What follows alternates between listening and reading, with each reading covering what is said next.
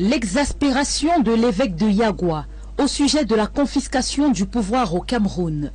Pour ceux qui se demandent s'il s'agit bel et bien de Monseigneur Yaouda Ourgo dans cette séquence vidéo devenue virale, le prélat répond. C'est bien de moi. Trop, c'est trop.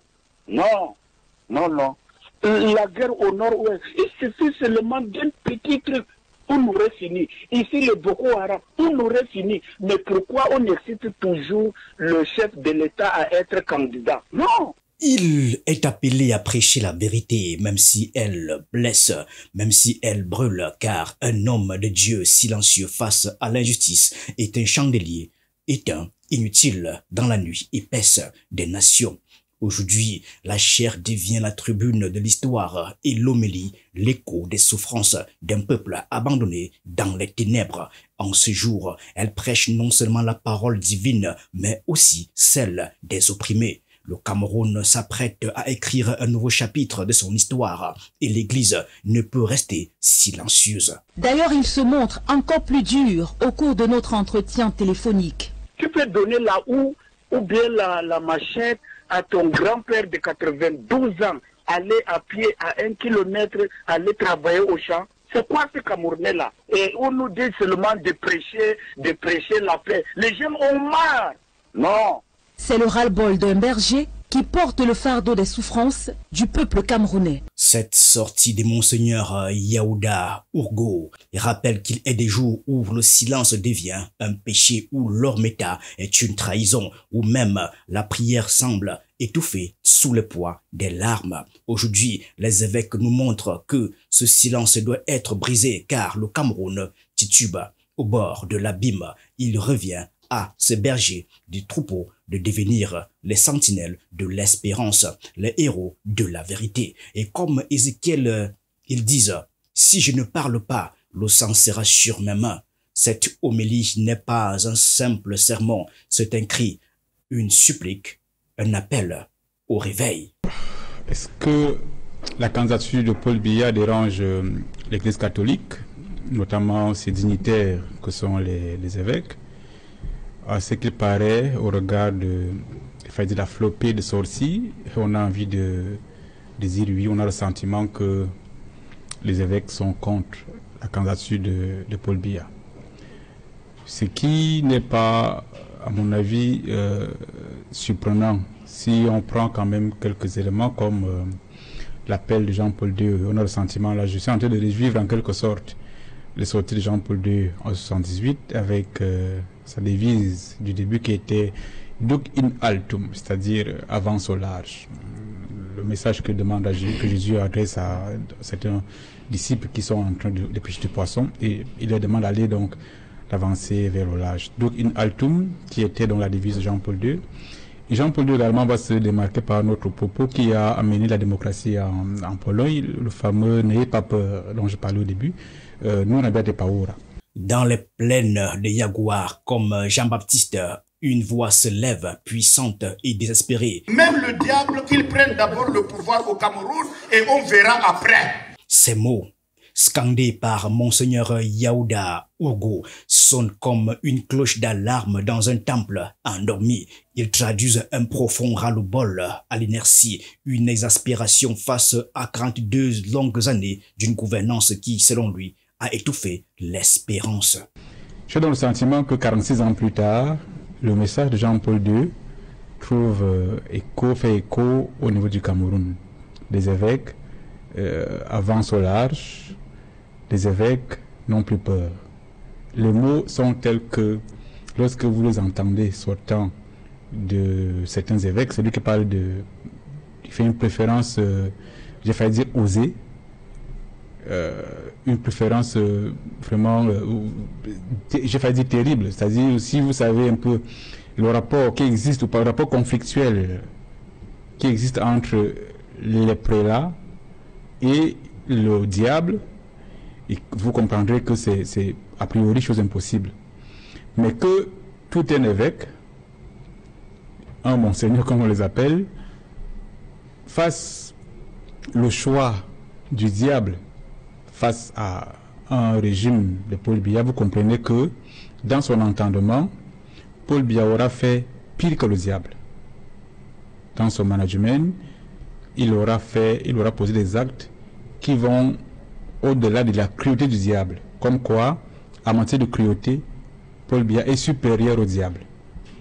Là, c'est un évêque qui fait cette lecture-là. Que faut-il pour qu'un homme de Dieu, gardien des âmes et témoin de l'évangile, en arrive à proférer de telles paroles? Cette hyperbole, aussi choquante qu'elle puisse paraître, est une métaphore tragique de la détresse. Ici, l'évêque ne proclame pas une adulation du mal, mais illustre la profondeur du désespoir. Lorsque l'espoir est réduit à néant, même l'impensable devient une alternative. Ces mots, scandaleux pour certains, sont prophétiques pour Aristide Monod. On l'écoute. Ces évêques appartiennent à une communauté. Ils sont des leaders communautaires. Par conséquent, ils peuvent jouer le rôle des stakeholders, c'est-à-dire des porteurs de cause. Ils peuvent ne pas parler in tutu personae, mais du moment où ils sont à la tête des hommes, des groupes, ils deviennent des passerelles, ce qu'on appelle en sociologie des organisations des marginaux. C'est quand ils peuvent communiquer à la fois avec les en bas d'en bas, comme ils peuvent communiquer avec les en haut d'en haut. Et en plus de cela, ce sont des autorités morales. C'est-à-dire que lorsqu'il y a des actions décadentes, que ce soit au niveau social, politique ou sécuritaire, ils doivent se prononcer en tant que gardien de la morale, en tant que gardien de l'éthique, en tant que gardien des valeurs. Le constat n'est que désespoir. Tout ce qui reste est une maison en ruine, où même le mal le paraît moins insoutenable que l'immobilisme, et l'évêque ne faiblit pas à ceux qui doutent. Il répond avec la gravité du prophète. Oui, ces mots sont de moi. C'est bien de moi. Trop, c'est trop. Non, non, non. C'est trop. C'est une nation en déclin. C'est la famine rampante, l'éducation abandonnée, la jeunesse sacrifiée sur l'autel des intérêts égoïstes, des familles qui pleurent à l'ombre d'un pouvoir devenu sourd. C'est trop, c'est un pouvoir qui semble avoir oublié la voix de ses brebis. À travers ces mots, c'est tout un peuple qui hurle « Seigneur, pourquoi nous as-tu abandonnés ?» Si vous vous rendez compte qu'à 40 ans, le nombre d'opprimés et de ceux qui viennent vous demander l'aumône a été multiplié par 10, que les Camerounais auraient fait confiance pendant 42 ans à quelqu'un, j'insiste et je persiste, qui au bout de 42 ans n'a pas pu vous donner l'électricité et l'eau courante. Mais il faut bien qu'à un moment donné, vous lui fassiez savoir que trop, c'est trop, qu'il passe la main. Alors, j'écoutais... à l'élection, il faut... Oui, mais j'écoutais... Il faut aller à l'élection, non? Oui, il faut aller à l'élection. Pour que les urnes parlent. Pour que les urnes parlent. Et le mieux serait d'y aller dans des conditions qui laissent présager qu'il n'y aura aucune contestation par la suite, parce que les règles du jeu auront été consensuelles. Malheureusement, ça aussi le confisque. De Ngaoundéré, Monseigneur Emmanuel Abo, dans une homélie très proche d'un somme de lamentation, parle des douleurs écrasantes d'un peuple. La plus grande souffrance, c'est d'interdire aux Camerounais d'exprimer leurs mots. Tel le prophète Jérémie, il pleure sur une nation broyée par le poids de l'autoritarisme, transformé en un désert où l'espérance meurt de soif. Il décrit un peuple piétiné par les bottes de l'indifférence, transformé en pâte molle, réduit au silence par la peur. Le peuple camerounais, dit-il, est devenu une multitude silencieuse, broyée par les années d'un régime impitoyable. Une vision que partage aussi Monseigneur Abo, évêque de Ngaoundéré. Il évoque le poids des souffrances qu'endurent les Camerounais réduits au silence. Comment est-il possible que la désespérée carrière des Camerounais ne pousse pas les responsables de ce pays à vouloir mettre fin aux troubles de souffrance des Camerounais? Il dénonce la brimade, le musellement d'un peuple que l'on menace de broyer au moulinex s'il ose se plaindre. Et pour interdire aux Camerounais d'exprimer leur souffrance en leur promettant que l'État est un rouleau compresseur, un moulinex qui retirera la patte tout Camerounais qui osera exprimer sa souffrance.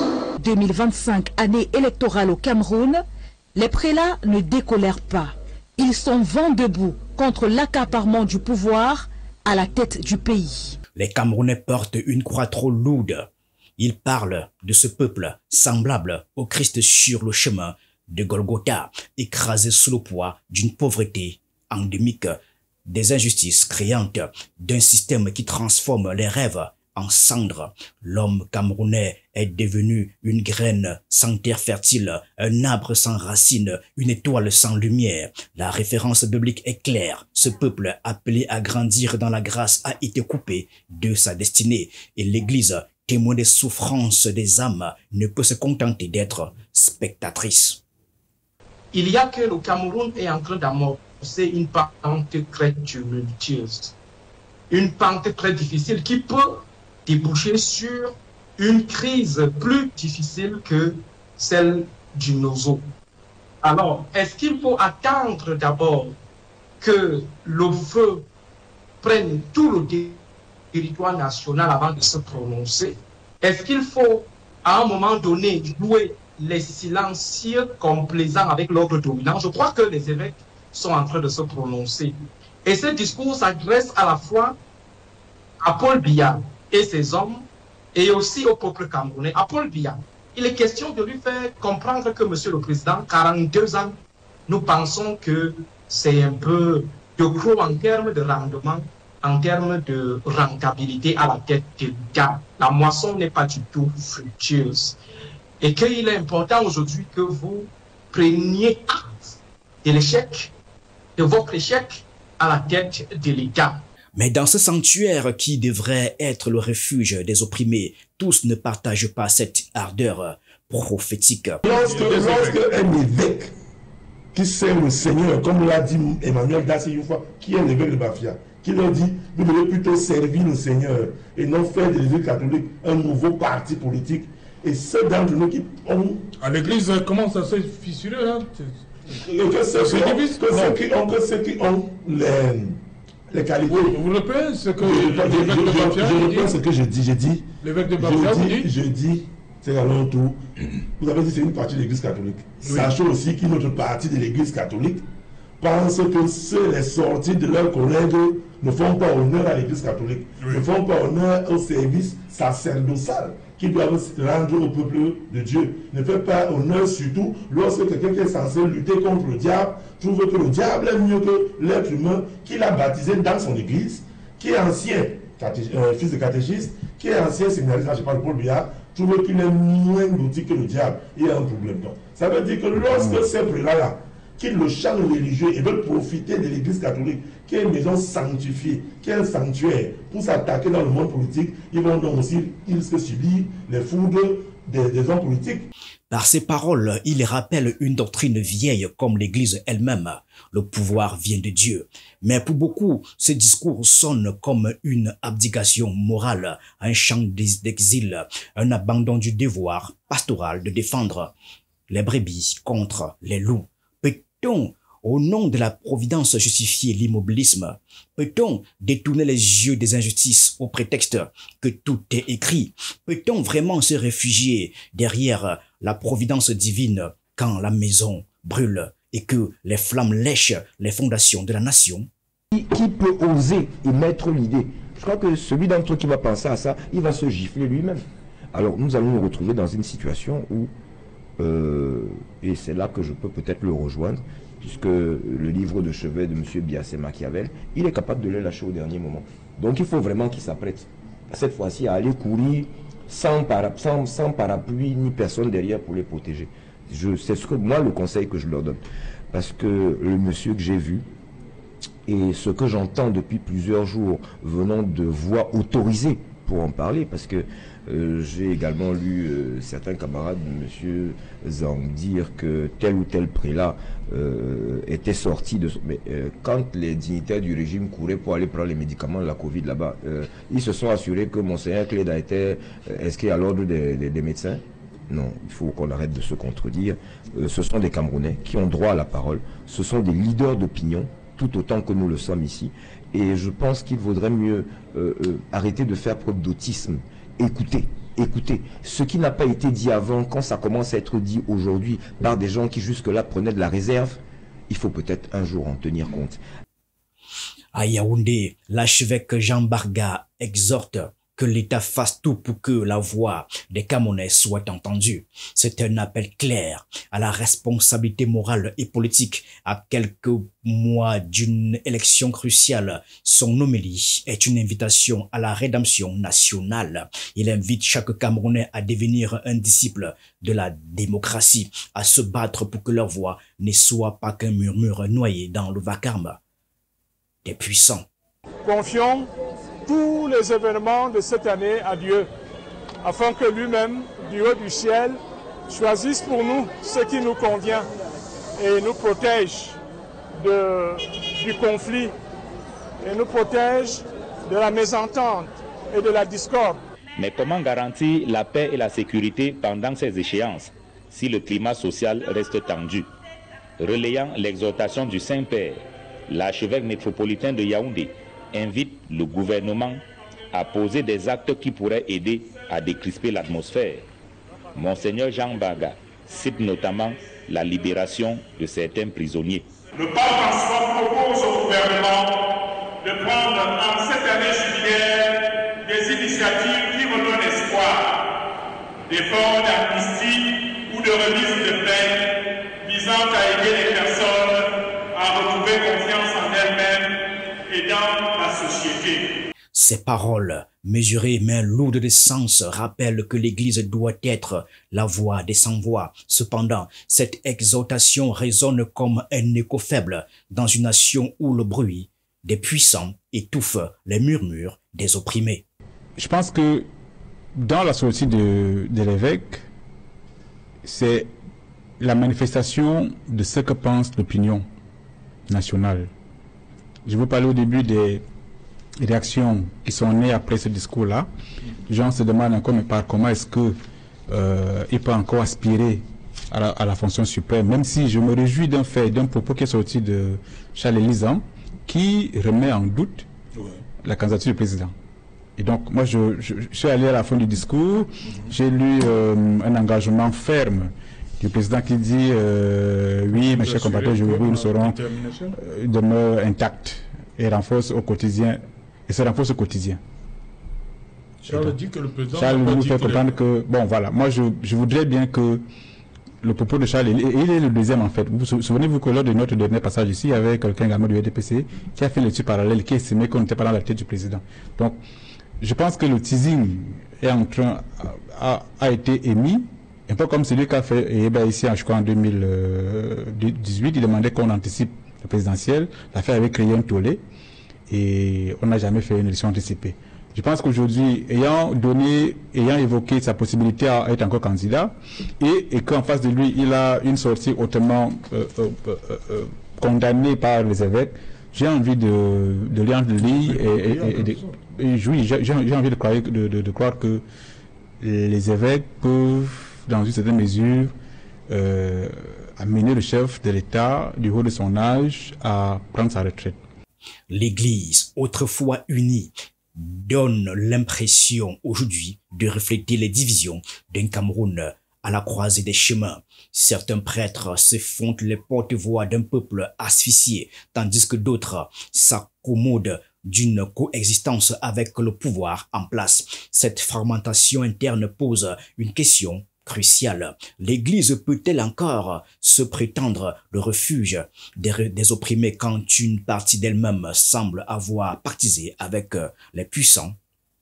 J'ose encore espérer que M. Biya, dans un moment rare de lucidité, saura entendre ces voix-là, que son entourage saura, son véritable entourage, je veux dire même son entourage familial, saura lui indiquer la bonne solution et la bonne porte, parce qu'il y a une mauvaise porte de sortie, il y a une bonne porte de sortie. La bonne porte de sortie, c'est la retraite qui n'est pas une punition. Et s'il n'a pas pu la préparer en 42 ans, alors là c'est qu'il y a un souci. Les divisions au sein de l'Église ne sont que le reflet d'un Cameroun fracturé. D'un côté, des pasteurs comme Yaouda Ourgo et Samuel Cléda, héritiers du cardinal Christian Toumi, qui osent défier le pouvoir. De l'autre, des prélats plus conservateurs qui rappellent que Rendre à César ce qui est à César ne doit pas être un prétexte à la rébellion. L'opinion voudrait que le moment venu, le RDPC en son sein trouve quelqu'un qui puisse remplacer le chef. Parce qu'en fait, lorsqu'on parcourt le discours et qu'on regarde les engagements qui y sont pris, on se demande, mais est-ce que c'est cet homme-là qui sera encore en mesure de mener ces combats? Prenons le cas de la lutte contre la corruption, pour la bonne gouvernance. Lorsqu'il parle encore de promouvoir la bonne gouvernance. Et que, après, en un septennat, il n'a pas pu le manier. Dans ce septennat-là, vous avez eu des rapports venant des magistrats. Et que lui, il n'a même pas voulu questionner ce que ce rapport-là avait donné comme résultat. Que lui, il n'a jamais vraiment combattu, après avoir neutralisé un Kaxi qui avait aspiré à la fonction suprême. Depuis, on comprend qu'en fait, la manœuvre consistait à les neutraliser. Depuis lors, ça fait au moins, au bas mot, 4 discours à la nation. Chaque fois, il vous dit, je vais m'engager, je vais sanctionner. Il parle même de aussi amplifier la lutte contre la corruption. Il va l'amplifier à quel moment? Au moment où la voix est enrouée, l'énergie est vraiment diminuée, physiquement diminuée, il va mener ça à quel moment? Lorsque il y a les candidates de Covid qui n'ont jamais trouvé d'écho, jamais trouvé de solution. Alors, à quel moment est-ce qu'il va amplifier cette lutte contre la corruption? À quel moment? Remanier, on a fait un septennat sans remaniement. Il y en a qui ont déjà fait 20 ans, comme une SUP, comme une commerce, comme une résie. L'élection présidentielle de 2025 approche et avec elle, l'espoir d'un renouveau. Mais Paul Biya, 92 ans, fort de ses 42 longues années de règne, laisse planer l'incertitude. Dans son discours du 31 décembre, il déclare « Ma détermination à servir reste intacte ». Dans le discours du président de la République, il a pris un engagement ferme sur plusieurs points. Oui. Il a rappelé aux Camerounais qu'en 2025, il y aura 2 élections et qu'il a été élu sur la base du consensus national à travers l'État unitaire décentralisé. Et il va arriver à son terme de son mandat avec ce programme. Il a parlé de l'eau, de l'énergie, de la CNI, du nombre de routes bitumées. Entre-temps, de la zone industrielle intégrée de Kribi. 146 km. La zone intégrée de Kribi, créée il y a quelques jours, dont le Premier ministre a fait la pause de la prière. Il y a tout ça. Et à côté de ça, il a parlé de la promotion de l'industrie privée, avec des acteurs comme les Bocom qui aujourd'hui font la fierté de ce pays. Donc, alors, moi, je voudrais que les Camerounais comprennent que quelqu'un qui a la parole difficile, lorsqu'il parle, il ne faut pas courir en besoin. Maintenant, le président Paul Biya nous a habitués que lorsqu'il déclare sa candidature, il la déclare solennellement et tout le monde comprend. La dernière fois, il avait fait un tweet. Hein. C'est clair, et tout le monde comprendra, même chez moi en Koulouloum, de l'autre côté, même chez vous, vers le Lama là-bas, que Paul Biya dit qu'il est... C'est la même fois qu'on en a. Non, Fida 4. Fida 4. Voilà. Tout le monde comprendra que Paul Biya est candidat. Il n'a pas encore dit qu'il est candidat. Pour le moment, il a un mandat à terminer. Ces mots, pour certains, sont une promesse de continuité. Pour d'autres, un présage d'immobilisme. Et pourtant, certains évêques s'accordent sur une chose. Le Cameroun est à genoux. L'Église, souvent perçue comme un refuge, devient aussi un champ de bataille idéologique. Ces divisions ne sont pas seulement celles du clergé, mais celles du peuple lui-même, tiraillé entre résignation et révolte. La voix du peuple, la voix de Dieu. Je voulais dire à Monseigneur Clédia et à Monseigneur Yaouba Ogo que Paul Biya n'est pas responsable du fait que le remplacement du cardinal Christian Tchoumi, ça ne vient pas de lui, ça vient du Vatican. Quand j'ai dit ça, je veux aussi dire que celui qui sert actuellement a été élu à 76 ans pape, il a aujourd'hui 88 ans, il continue à l'être pape. Donc je pense que l'herbe n'est pas seulement verte chez le voisin, elle peut aussi être verte chez nous. L'heure est grave. Le Camerounais comme ce champ stérile dont le Christ parlait. La sémence tombe sur des pierres, mais rien ne pousse. Mais aujourd'hui, l'Église catholique est appelée à labourer cette terre aride, à y planter les graines de la justice, de la vérité et de la liberté. Les évêques sont en train de montrer la voie. Ce qu'on appelle en petit l'interbossou. L'interbossou, c'est ceux qui se placent devant et qui montrent la voie. Monseigneur aujourd'hui comme un interbossou. Et maintenant, il va falloir que le peuple suive la voie de ceux-là qui ne sont pas cette fois-ci les partisans, qui ne sont pas dans une compétition électorale, qui ne sont pas des concurrents politiques, ce sont des neutres, les acteurs de la société civile. Alors le peuple camerounais doit donc comprendre que les différentes dénonciations qui ont été souvent formulées ne sont pas seulement du fait des acteurs qui veulent la place de Paul Biya. Il y a aussi des acteurs qui sont soucieux de la bonne marche du pays, que le peuple entende, que le peuple écoute, que le peuple comprenne finalement l'appel des évêques. Et que les partis concurrents à l'ordre dominant, au parti dominant, acte de ce courage qui vient plutôt de la société civile. La nation est une église et l'église est une nation. L'homélie que nous vivons aujourd'hui est celle d'une nation en quête de rédemption. Les évêques, dans leur lutte interne et leur prise de position divergente, incarnent les contradictions d'un peuple tiraillé entre espoir et désillusion. Cette homélie est une prière, mais aussi une injonction que chaque Camerounais devienne une pierre vivante dans la reconstruction de la nation, que l'Église ne se contente pas de prêcher, mais qu'elle aspire, qu'elle agisse, qu'elle se tienne aux côtés des pauvres, des veuves, des orphelins et des opprimés. Comme on avait parlé en 90 du vent de l'Est, aujourd'hui on peut dire que le vent de l'Église catholique qui doit maintenant souffler sur toute la religion, sur tous les leaders religieux. Nous attendons maintenant des églises de réveil, nous attendons maintenant les imams. Et je rappelle, et c'est quelque chose à noter, M. Sejalotou, c'est que les trois prélats qui se sont prononcés avec véhémence viennent de la grande région septentrionale du pays de Côte, du Grand Nord, la région du Grand Nord. Ça veut dire que dans une zone où on a l'impression que c'est beaucoup plus l'islam qui trône là-bas, on a des voix qui s'élèvent pour dire stop. Alors que ceux-là qui occupent davantage le territoire religieux dans ces zones prennent aussi les devants, suivent les pas. Et je crois qu'aujourd'hui, la dynamique qui est lancée, le ton qui est donné, si ce ton est maintenu, jusqu'en octobre, beaucoup de choses vont changer. Et je crois que les ennemis de la démocratie et de l'expression libre des choix vont se ranger, ils vont capituler. Merci, Dr Mounou. Que cette élection à venir ne soit pas un simple rituel politique, mais un véritable acte de foi. Que chaque Camerounais prenne sa part de responsabilité et que de cette tempête émerge un Cameroun renouvelé où la justice et la paix ne seront pas des slogans, mais des réalités. Et si, dans cette nuit noire, vous cherchez une lumière, souvenez-vous, le Christ a dit, vous êtes la lumière du monde. Cameroun, lève-toi et brille. Le jour viendra.